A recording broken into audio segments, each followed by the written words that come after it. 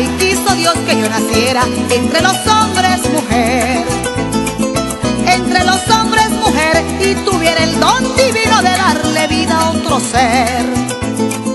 De darle vida a otro ser y sentir en mis entrañas la existencia florecer, como florecen los ríos cuando comienza a llover, y tener la dicha eterna que da mirarlo nacer, con tus rasgos, con sus cosas que te desnudan tu ayer, y te aprieta la querencia y la ternura también. Esto remueve el cariño y alimenta el renacer. Y alimenta el renacer, esa bendición del cielo es el más grande placer, que se convierte en orgullo cuando lo miras crecer, y entre mimos y consejos le vas dejando saber que camino es sin abrojo y lo que quieres de él. Dicen madre es una sola y hoy lo vengo a comprender, por eso estoy orgullosa de haber nacido mujer, y pongo a Dios de testigo que cada día que yo vivo voy cumpliendo mi deber, que cada día que yo vivo voy cumpliendo mi deber.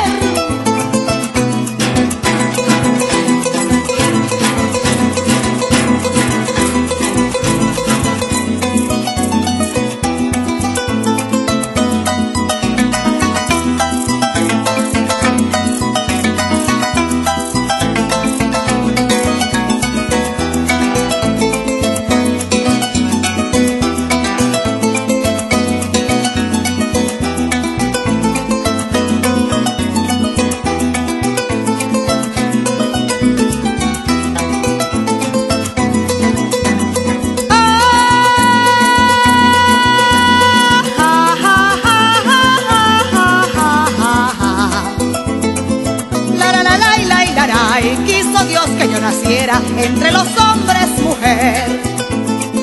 Entre los hombres mujer, y tuviera el don divino de darle vida a otro ser. De darle vida a otro ser y sentir en mis entrañas la existencia florecer, como florecen los ríos cuando comienza a llover. Para cumplir mi misión yo necesito tener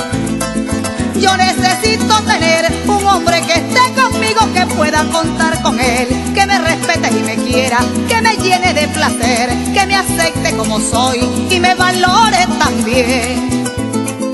Y me valore también. Cuando me quieren yo quiero, siempre sé corresponder. Soy dulce, soy cariñosa y a mí me brota el querer. Cuando me miman lo llevo como un poro de mi piel, y quiero con la pasión indomable de mi ser.